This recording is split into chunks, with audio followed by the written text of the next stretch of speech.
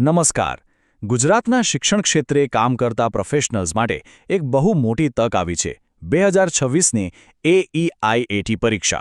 તો ચાલો આ પરીક્ષાનું જે ઓફિશિયલ નોટિફિકેશન છે એની દરેક વાતને આપણે એકદમ સહેલી ભાષામાં સમજી લઈએ. તો આજે આપણે શું શું જોવાના છીએ? સૌથી પહેલાં તો આ તક શું છે એ સમજીશું. પછી કોણ કોણ આ પરીક્ષા આપી શકે છે? પરીક્ષાનું આખું માળખું કેવું હશે? ફોર્મ કેવી રીતે ભરવું, ક્યારે ભરવું, અને છેલ્લે અમુક બહુ જ જરૂરી નિયમો. તો ચાલો શરૂઆત કરીએ અને સમજીએ કે આ પરીક્ષા ખરેખર છે શું અને કેમ આટલી મોટી તક ગણાય છે. તો જુઓ, આ છે એ ઓફિશિયલ જાહેરાત. રાજ્ય પરીક્ષા બોર્ડ ગાંધીનગરે બહાર પાડી છે. આ ભરતી છે મદદનીશ કેળવણી નિરીક્ષક, એટલે કે IAI માટે. હા, પ્રાથમિક શાળાઓમાં. અને આ ક્લાસ 3ની પોસ્ટ છે. આખી ભરતીનો જે આધાર છે ને એ આ જ ડોક્યુમેન્ટ છે. અને હવે સૌથી મહત્વની વાત, આ આંકડો જુઓ, કુલ 236 જગ્યાઓ. શિક્ષણ ક્ષેત્રે જે લોકો પોતાની કરિયરને આગળ વધારવા માંગે છે એમના માટે આ ખરેખર બહુ મોટી વાત કહેવાય. સારું, જગ્યાઓ તો ખબર પડી ગઈ, પણ સવાલ એ છે કે આ ફોર્મ ભરી કોણ શકે? કોણ આના માટે યોગ્ય ગણાય? ચાલો હવે એના માપદંડો જોઈએ. સૌથી પહેલાં તો ભણતરની વાત. તો જુઓ, આર્ટ્સ, સાયન્સ કે કોમર્સમાં ગ્રેજ્યુએશન તો હોવું જોઈએ, પણ એની સાથે PTC અથવા તો BEd જેવી કોઈ પ્રોફેશનલ ટીચિંગ ડિગ્રી પણ જરૂરી છે. ખાલી ડિગ્રીથી નહીં ચાલે. ભણતરની સાથે સાથે અનુભવ પણ માંગ્યો છે. અને કેટલો? ઓછામાં ઓછો 5 વર્ષનો. શિક્ષણ ક્ષેત્રમાં જ હોવો જોઈએ. ભલે પછી ભણાવવાનો હોય, નિરીક્ષણનો હોય કે પછી વહીવટી કામનો. અને હા, ઉંમરનું પણ ધ્યાન રાખવાનું છે. મેક્સિમમ એજ લિમિટ છે 42 વર્ષ. મતલબ કે 42 વર્ષથી વધુ ઉંમર ન હોવી જોઈએ.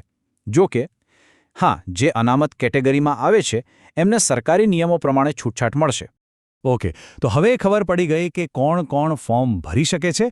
હવે સમજીએ કે પરીક્ષાનું આખું સ્ટ્રક્ચર કેવું હશે. એને જરા ડિટેલમાં જોઈએ. જુઓ, આ પરીક્ષા છે ને એ 2 સ્ટેપમાં છે. પહેલું સ્ટેપ છે પ્રિલિમ્સ, એટલે કે પ્રારંભિક પરીક્ષા. આ ખાલી એક સ્ક્રીનિંગ ટેસ્ટ છે. મતલબ કે આમાં પાસ થાઓ તો જ તમે બીજા રાઉન્ડમાં, એટલે કે મુખ્ય પરીક્ષામાં જઈ શકો. ફાઇનલ સિલેક્શન તો મુખ્ય પરીક્ષાના માર્ક્સ પર જ થશે. તો આ જે પ્રિલિમ્સ પરીક્ષા છે એ 2 કલાકની હશે. બધા પ્રશ્નો MCQ ટાઈપના હશે. એમાં જનરલ સ્ટડીઝ પણ આવશે અને વિષયને લગતા સવાલો પણ હશે. અને એક વાત ખાસ યાદ રાખવાની, નેગેટિવ માર્કિંગ છે. એક ખોટો જવાબ એટલે 0.25 માર્ક્સ ગયા સમજો. હવે જે લોકો પ્રિલિમ્સ પાસ કરશે એ લોકો આપશે મુખ્ય પરીક્ષા. આ પરીક્ષા થોડી લાંબી છે, કુલ 4 કલાકની, અને એમાં 2 પેપર હશે. એક પેપર વર્ણનાત્મક, એટલે કે લખવાનું, અને બીજું પેપર પાછું MCQ વાળું. અચ્છા, આ મુખ્ય પરીક્ષામાં પાસ થવા માટે પણ એક મિનિમમ સ્ટાન્ડર્ડ રાખેલું છે. જે જનરલ કેટેગરીમાં છે એમને ઓછામાં ઓછા 40% માર્ક્સ લાવવા પડશે. અને જે રિઝર્વ્ડ કેટેગરીમાં છે એમના માટે આ આંકડો 35% છે. ચાલો, પરીક્ષાની બધી વાત થઈ ગઈ. હવે પ્રેક્ટિકલ વાત પર આવીએ. ફોર્મ ક્યારે ભરવાનું છે અને કેવી રીતે ભરવાનું છે એ સમજી લઈએ. આ તારીખો તો મગજમાં ફિટ જ કરી લેજો. જુઓ, ફોર્મ ભરવાનું શરૂ થશે 15 જાન્યુઆરી 2026થી. અને જે પહેલી પરીક્ષા છે પ્રિલિમ્સ, એની સંભવિત તારીખ છે 1 માર્ચ 2026. એટલે તૈયારી માટે બહુ સમય નથી. ફોર્મ ભરવાની જે આખી પ્રોસેસ છે એ ટોટલી ઓનલાઈન છે. આ 6 સ્ટેપ્સ છે જે ફોલો કરવાના છે. બસ રાજ્ય પરીક્ષા બોર્ડની ઓફિશિયલ વેબસાઇટ sebexam.org પર જઈને આ બધું કરવાનું રહેશે. હવે ફી કેટલી ભરવાની છે? તો જનરલ કેટેગરી માટે છે ₹350 અને જે લોકો રિઝર્વ્ડ કેટેગરીમાં આવે છે એમના માટે છે ₹250. પણ હા, આ ફીની ઉપર GST અલગથી લાગશે. સારું, બધી વાત થઈ ગઈ.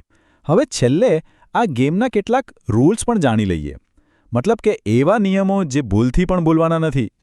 આમાંથી અમુક નિયમો તો ખાસ ધ્યાનમાં રાખવા જેવા છે. પહેલું તો એ કે આખી પરીક્ષા ગુજરાતીમાં જ લેવાશે. બીજું, મુખ્ય પરીક્ષા માટે જેટલી જગ્યાઓ છે એના 7 ગણા ઉમેદવારોને બોલાવવામાં આવશે. અને સૌથી અગત્યનું, પરીક્ષા હોલમાં મોબાઈલ, સ્માર્ટવોચ, કેલ્ક્યુલેટર આવું કશું જ લઈ જવાની સખત મનાઈ છે. તો આ હતી AIIT ભરતીની બધી જ અગત્યની માહિતી, એકદમ સરળ શબ્દોમાં. હવે જે કોઈ પણ લાયકાત ધરાવે છે એમણે વિચારવાનું છે, શું આ એમની શિક્ષણ ક્ષેત્રની કારકિર્દી માટેનું નેક્સ્ટ સ્ટેપ છે? આ તકને કેવી રીતે જોવી એ નિર્ણય હવે એમનો છે.